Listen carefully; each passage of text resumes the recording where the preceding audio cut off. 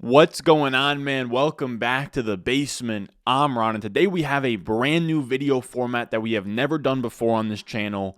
We're going to go through 10 stats that you need to know to win your matchup in week 7 of fantasy football. We're going to go through 10 trends, stats, whatever you want to call them, that pertain to the matchups ahead of us this weekend. Now, I want to say big shout out to JJ Zacharyson, one of the GOATs of the industry. I know he does a 10 trends video, and that's 100% an inspiration for today's video, but I think we're going to sort of put our own spin on it, see how it goes. Let me know how you guys like this video format, and if you don't, we'll scrap it, and it will never see the light of day again. Now, before we waste any more time, if you enjoyed the video, make sure you get down below, subscribe, leave a like. Let's go. Thirsty, trying to choose. I know I'm pretty cool. My nitty bag. Now, to be honest with you guys, I don't even know how I'm going to almost like verbally format these videos, like transitioning from stat to stat, but I think we'll just sort of rattle them off here. Now, I will say this one isn't quite a stat that I can just read word for word, but it's the Cowboys offense. Cooper Rush versus Dak Prescott. If we look down the board, Cooper Rush leading the Dallas offense from weeks 2 through 6. They were 28th in pass rate over expectation, so how often are they passing the ball over what they're expected to pass the ball? So they're being conservative. They're running the ball. 7th in neutral pace, 17th in no huddle rate. Now, if we look at what this offense is with Dak Prescott, we have 12th in pass rate over expectation from 2021. I didn't want to use week 1 because week 1 was a weird game where they just got completely killed by the Buccaneers, and Dak Prescott didn't actually play the entire game anyways. And then in week 1, when he did play, they were 1st in neutral pace, 6th in no huddle rate. So this is going to be a team that goes from a sort of a weird, I guess it's kind of like what the Giants are doing, where they're running the ball a ton, but they're also playing fast. Like most teams that are running the ball are like bad, and they're not pushing the tempo. They're just sort of playing slow, running the ball, kind of like the Falcons. But the Cowboys are now transitioning into a pass-first offense, and what that means is the whole offense is going to get better. CeeDee Lamb, Michael Gallup, Tony Pollard, Ezekiel Elliott, Dalton Schultz, all of those guys with Dak Prescott due back this week gets a massive, massive boost, and you get a perfect matchup here. Cowboys at home hosting the Detroit Lions that have the 32nd ranked DVOA defense on Football Outsiders. This should be Dak Prescott's, homecoming, home crowd. It should be a good week for all of your Cowboys. Now, this next one we have what I am calling 3 for $1 from this Colts-Titans game, all right? And what we're going to talk about with this Colts-Titans game is first, the over is 2-8 in AFC South games. The over-under set at 42.5. It's already really low. It should be a low-scoring game here. And the Colts are going to struggle. They have the 31st ranked offensive line on PFF, and the Titans have a top 5 pass rush and run defense grade on PFF. They also have 2 of the top 12 interior defensive linemen in defensive grade, and Jeffrey Simmons, and a guy who I can't pronounce his first name, but it's Tart. So I think the Colts are going to struggle here. Of course, you're always starting Jonathan Taylor, but I think people are going to want to buy back into the Colts after they threw, I want to say Matt Ryan threw like 58 or like 60 times last week in their win. I'm not buying that's going to stick or be a winning formula. This is a quarterback in Matt Ryan who has the 4th most sacks in the NFL. The Titans are going to eat him up on the interior. I don't know that he's going to have a ton of time to drop back and throw the ball as much as they would like to.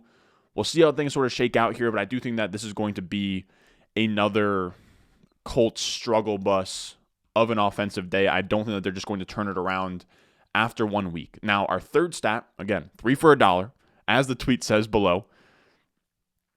The Titans are 32nd in explosive pass percentage.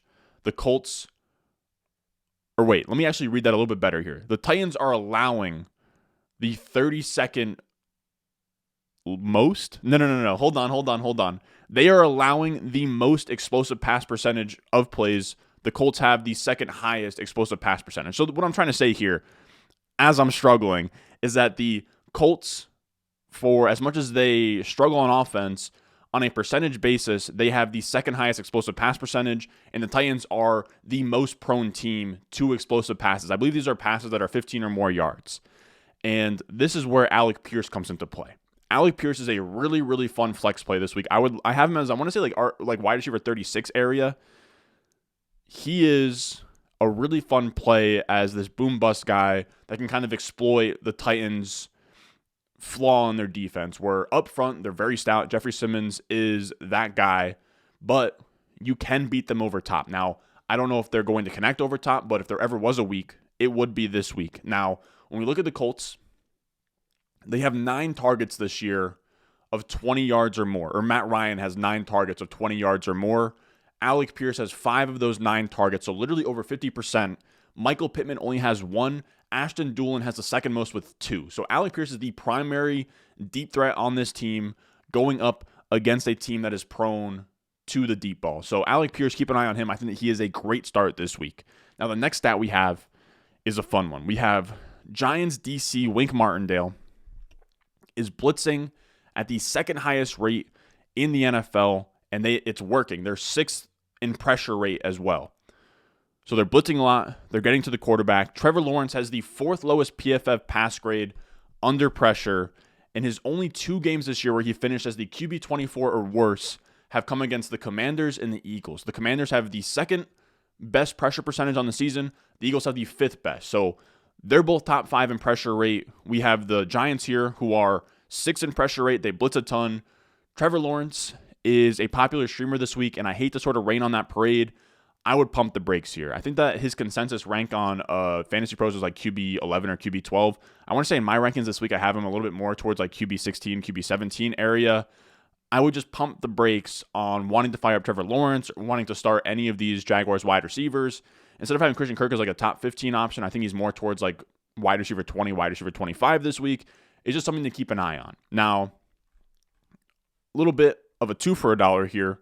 Look, the title of the video says 10 stats. I'm going to be honest with you guys. There's like probably like 18, 19, 20 stats here. But I'm not sure that you guys are going to complain that I'm giving you more than what you signed up for. Now, our next stat for this game between the Giants and the Jaguars is the Giants are allowing the 3rd highest percentage of their receiving yards allowed to tight ends. So of the passing yards that they're allowing, and if you were to bucket tight end, running back, wide receiver, they're allowing the 3rd highest percentage of receiving yards allowed to tight ends, along with allowing the 12th most fantasy points to tight ends. You get Evan Ingram, former Giant, revenge game here in a really good spot against a defense that is prone to allowing yards to the tight end.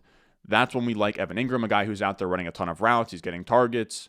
A little bit narrative-y, but I like Evan Ingram as a top 12 option this week. Now, our next stat we're going to talk about is this game, Browns at Ravens here. And these are 2 top 6 offenses in EPA per play versus 2 bottom 6 defenses in EPA per play. Now, I wanted to explain what EPA per play was because I have been throwing around EPA per play a little bit more recently because I've gotten into the stat. I think it's a really cool stat. It's really fun. But I haven't really explained it to you guys. And I 100% understand the confusion there because even myself, until probably like earlier this season, wasn't completely sure what expected points added was. I know the idea of expected points. We talk about it with usage and expected points per game, but I'm not super read up on EPA per play and just kind of how that all works. And I know the PFF guys sort of throw it around. So I wanted to sort of expand on that real quick. And this is sort of the exact definition. I want to say it was from 4for4, but I could be wrong. Now it says, what is expected points added? Expected points added, commonly referred to as EPA, is a measure of how well a team performs relative to expectation.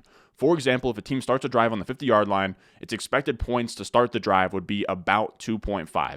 So it sort of gives context, right, where it's like depending on where you are on the field, how many points are you expected to score there?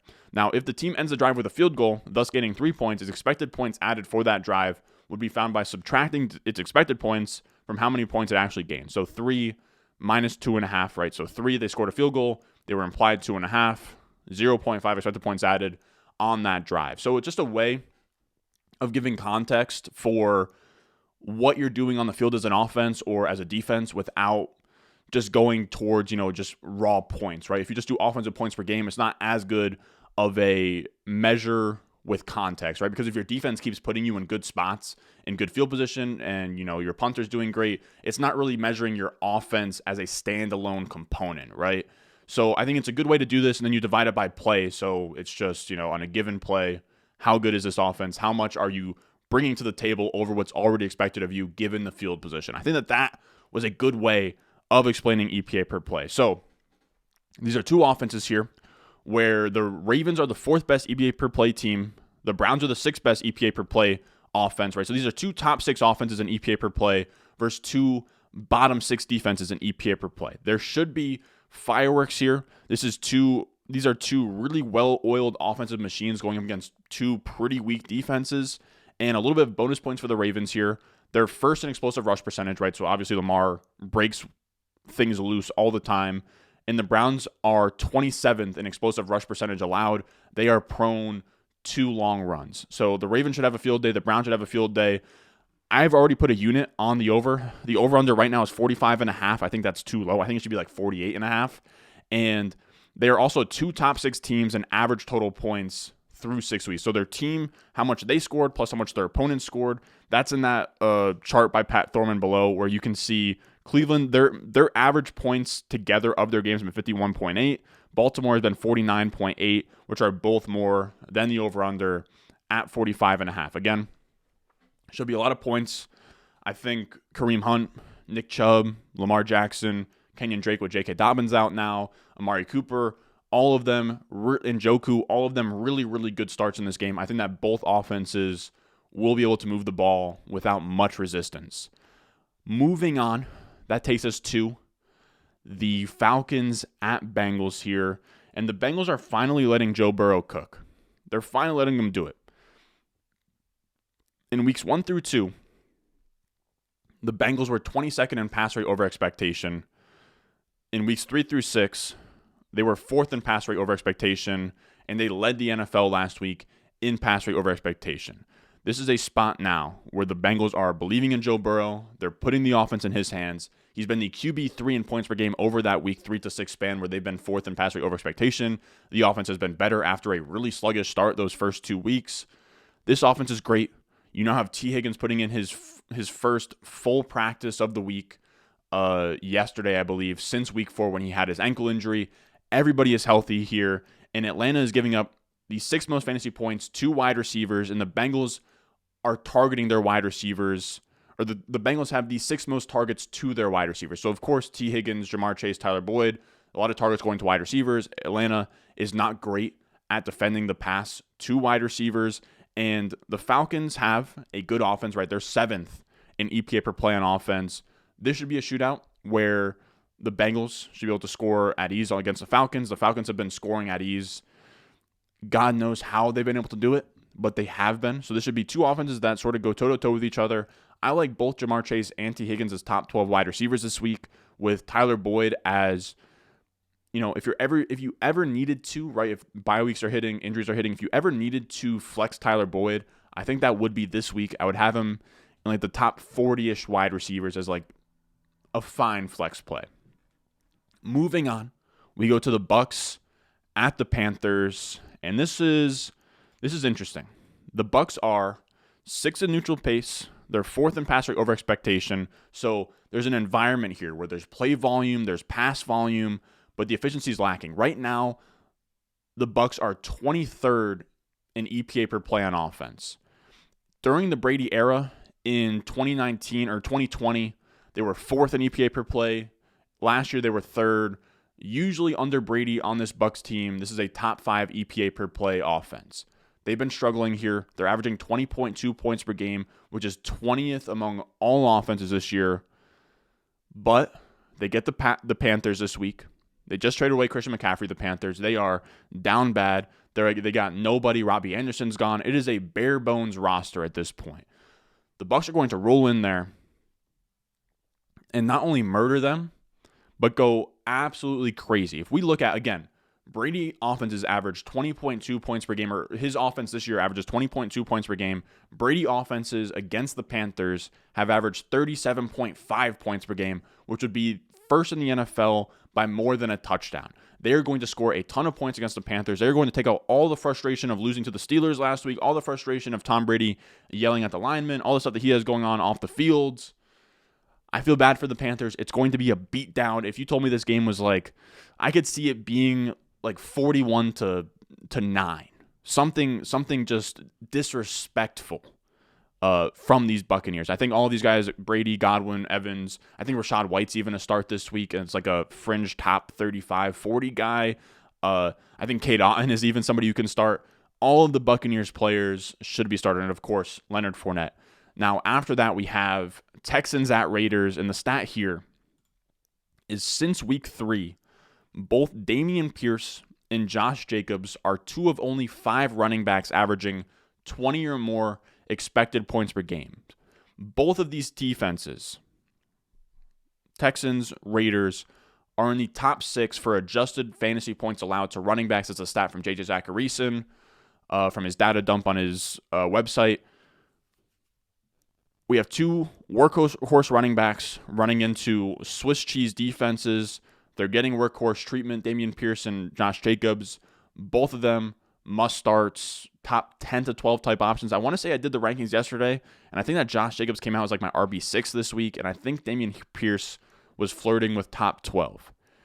Next, we have Jets at Broncos, and this is the Zach Wilson, Jekyll and Hyde stat. Among 38 qualified passers, Zach Wilson in a clean pocket is 5th in pass grade, 1st in yards per attempt, 8th in adjusted completion percentage, 10th in lowest, or the 10th lowest turnover-worthy play percentage. He is playing very, very well when kept clean. But under pressure, again, among 38 qualified passers, he is last in pass grade, last in yards per attempt, last in adjusted completion percentage, and has the highest turnover-worthy play percentage under pressure. So it's no surprise that he had his worst game of the year, or honestly, not the worst game of his career because he won the game, but really, really bad statistical game for fantasy against the Packers. But it's not all that surprising. We talked about it earlier, the Giants are 2nd in blitz rate. The only team that blitzes more than the Giants is the Packers. So it made a lot of sense there. Now, here's the issue this week. He's going to be on the road in Denver versus the Broncos, who rank 3rd in PFF pass rush grade with... They have 2 edge guys. They have Browning, who ranks 2nd at the position in pass rush win rate this season, winning 26% of the time. And you have Randy Gregory, who ranks 4th in pass rush win rate. They got guys on the edge. Their defense is amazing. It's going to be tough. They're also coming off a game where they pressured Justin Herbert on 37.7% of his dropbacks, and they held Justin Herbert to 0 passing touchdowns for the first time in 26 games. So this is tough. The Jets pass catchers are really tough starts this week. If I could, I would sit all of them. I would sit Garrett Wilson. I would sit Corey Davis. I know Elijah Moore is probably not playing at this point, or actually he's not playing at this point. I'd sit all of them. Even if Elijah Moore's gone, there should be more targets for the other guys. I would sit all of these pass catchers. I think everybody outside of Breece Hall can be sat this week. This offense is going to struggle. As much as I love the Jets, they're on the road here. This is going to be a defensive matchup. If this game is like the Thursday night game with the Colts and the Broncos, and the Jets win 12-9, it wouldn't shock me at all. So this is going to be really ugly for fantasy. You truly do hate to see it. I think better days are ahead for this passing game once they get some more layup type matchups, but it's going to be a long day Sunday for my Jets. Now, listen up closely for this next stat. We have Seahawks at Chargers, and the Chargers have allowed the 2nd most completions over 15 yards with 19 on the year. So completions over 15 yards, the Chargers have allowed 19 of them, which is 2nd most in the NFL. Geno Smith is 3rd in the NFL in completions of passes 15 or more yards. So in that same area of the field, he has 20 just to himself. He is also 2nd in the NFL in completing those passes, completing them at a 62.5% clip, which is crazy, dude. 62.5% completion percentage on passes of 15 or more yards is wild. This game should be fireworks. The Chargers and Seahawks over on the 51.5. It's going to be fireworks. Lockett and Metcalf both operate downfield. This is the spot of the defense, right? Chargers allowing the 2nd most completions of 15 or more yards. That is their weakness on defense. The Seahawks are built perfectly to exploit that. I think Lockett and Metcalf are both top 10, top 12 type starts this week with 25 plus wide receiver 1 overall on the week type upside, which then brings us to the Chiefs at the 49ers here. And this one's interesting. Of 11 defensive starters on the 49ers week 1 depth chart, 8 are dealing with injuries. 3 of them are on IR, and 5 of them are listed as questionable. For comparison, on the other side of the ball, I just used it because it's 2 they were playing against. The Chiefs only had 2 of their 11 starters from week 1 dealing with injuries. 1 of them's on IR. 1 of them is questionable. The 49ers have gotten hit with an insane amount of bad injury luck here after having the most dominant defense in football through like the first 4 or 5 weeks. Their defense has taken a pretty big step back here. And what that means for fantasy is we get more pass attempts, more throwing of the football for this 49ers offense, where Jimmy G had 41 attempts last week, which was the 49ers' second most attempts, or the most attempts they've had in a game this season. The 49ers, 41. Their second highest has been 30. So that's an 11 attempt increase on their second highest attempt game of the year. So I think with this defense being banged up and with this run game just being awful with Jeff Wilson and Ty Davis Price and Tevin Coleman, I know they just traded for Christian McCaffrey, but he's going to play sparingly this week. They're not going to lean on the run game with him this week, maybe moving forward. But this week, when you get your defense is not healthy, you're playing versus the Chiefs, who are going to score a ton of points. You're in a spot here where you'll probably have to force Jimmy Garoppolo to throw the ball 40 or more times again this week. And that makes me like Debo, Kittle, Ayuk. I love all of them. I think Kittle and Ayuk having their best games last week was not a fluke. Then we have our last stat here for Week 7. Pittsburgh at Miami. And we have Tua back here. And that's the theme of this one. We have the Dolphins' EPA per play on offense from weeks 1 through 3 with Tua, first in the NFL. From weeks 4 through 6 with Teddy Bridgewater, Skylar Thompson, their EPA per play on offense, 28th, which is pretty crazy. So now they have Tua coming back in. Instead, he's expected to play in week 7. And this offense should be much better. Now, who did that affect in fantasy? We have Tyreek Hill. He was the wide receiver 5 in weeks 1 through 3. He was wide receiver 3 in weeks 4 through 6. He's kind of QB proof. He'll get his targets, but it's Waddle that this really changes things for. Waddle was the wide receiver 4 from weeks 1 through 3. He was the wide receiver 39 from weeks 4 through 6. Waddle needs Tua bad. This whole passing offense gets a layup spot here in their first game back with Tua, playing against a Steelers defense that is allowing the most fantasy points to wide receivers. I think this is a great get-back spot for the entire passing offense. I love Waddle. I love Tyreek Hill here. I think Waddle, the only thing you have to watch is he got some kind of injury last week, so he's like dealing with it, working back from it. I think he should play. It's just something to monitor, but I do think that Tua coming back is going to be huge for this passing offense, especially in this first week versus the Steelers. Now, that is going to do it for us today. Let me know how you guys like that format of video. I'm completely fine if we scrap it and we don't run it back next week. I enjoyed it. I will say, though, I don't know if I'm going to be able to get 10 new stats every week. Like, that was hard. I dug up for a lot of those. Those were a lot of, like, sifting through things. I don't know if I can find 10 fresh new ones every time. If this video does well, like, of course, I'll do it. But if you guys are like, this video was like, okay, whatever, then maybe not. Let me know if you guys like the video, if I could tweak it to kind of make it better for you guys. But yeah, it was fun to sort of do that exercise. I feel like it's kind of like our top 10 lessons learned takeaways video we do on Monday, but it's almost like a preview of that next week. So I don't know. Let me know how you guys felt about that. As always, full rankings will be on patreon.com/Ron Stewart at the top of the description, at the top of the comments down below. And as always, I love you guys. Thank you for checking this video out, and I will see you in the next one. I got the juice, I got the juice. Channel, Chatham's on. Foolies glad I'm home. Even my haters kinda glad I'm on. Rest in peace to my vagabond. Rapper, song, singer, suspended, subpoena from misdemeanor.